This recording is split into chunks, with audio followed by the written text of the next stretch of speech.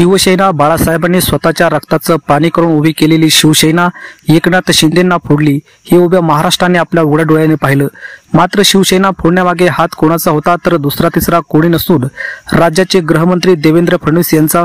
मात्र ती शिवसेना उद्धव ठाकरेंना परत मिळणार। खंडपीठाचा मोठा निर्णय तर निवडणूक आयोगाला देखील सुनावले खडे बोल। संपूर्ण प्रकरण पाहण्या अगोदर मित्रांनो, तुम्ही जर आतापर्यंत आपलं चॅनल सबस्क्राइब केलं नसेल तर सबस्क्राइब करा। मित्रांनो, सध्या उद्धव ठाकरेंनी सुप्रीम कोर्टात खंडपीठासमोर शिवसेनेवर वाद निर्माण व्हावा म्हणून एक नवी याचिका दाखल केलेली आहे। तर खंडपीठ बोलत असताना निवडणूक आयोगाला खडेबोल सुनावले। तो व्यक्ती पक्ष फोडतो, पक्षामध्ये दगाफटका करतो, त्यांनाच तुम्ही पक्षचिन्ह देता, तर येणाऱ्या लोकसभेत सर्वसामान्य जनतेने मत कुणाला करायचा असा सवाल निवडणूक आयोगाला मात्र सुप्रीम कोर्ट खंडपीठाने विचारला।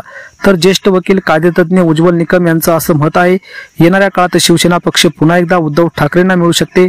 मित्रांनो, जर असं झालं तर एकनाथ शिंदेंना आपल्या मुख्यमंत्री पदाचा राजीनामा देखील द्यावा लागू शकतो।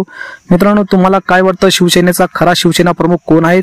कमेंटच्या माध्यमातून नक्की सांगा। व्हिडिओ आवडल्यास लाईक करा आणि चॅनलवर नवीन असाल तर चॅनल सबस्क्राइब करा।